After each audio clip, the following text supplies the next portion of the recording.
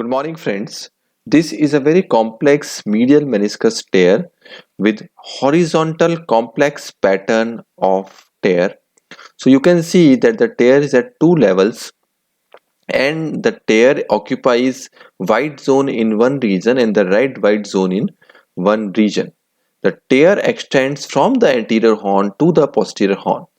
We have decided to repair this tear using the inside out tear pattern, which is the gold standard. So we are probing with probe and the two tear patterns are distinctly visible. A generous pie crusting is must in these kind of lesions. What we use here is the zone specific cannula system, and this is a very good system which you can do from posterior horn to the anterior horn complete repair. Now this system sets of cannula. We start with the posterior horn, and before doing that we do a generous shaving of the region. We remove the areas of loose fragments with the shaver, and we increase the healing surface by doing a little bit of trephination in the meniscus region. So here we are using the shaver to shave off the loose fragments and increase the vascularity of the complex tear pattern. So this is a 40-degree zone specific cannula which is single lumen, and we are starting doing the repair from the posterior to the anterior aspect, and we need to be very careful because the cutout is very common in these complex pattern, and we need to pass our sutures one by one. Usually more sutures will be required on the superior surface than on the inferior surface. Usually I prefer to pass my sutures in the ratio of 2:1. The important thing here is to make a generous posterior medial incision to pass your sutures and tie it back on the back.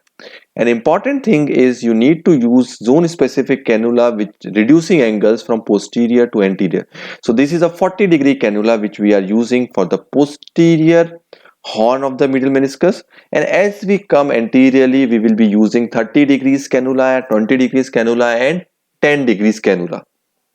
So by doing so, most of our sutures will exit through the posterior medial incision at a common point, and it will be easy to repair.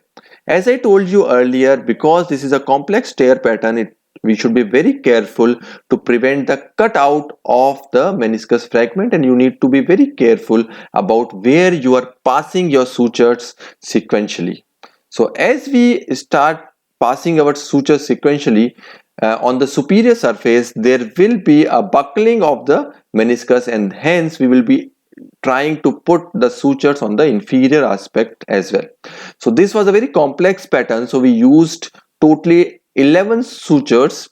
We used 8 sutures on the superior surface and we used 3 sutures on the inferior surface.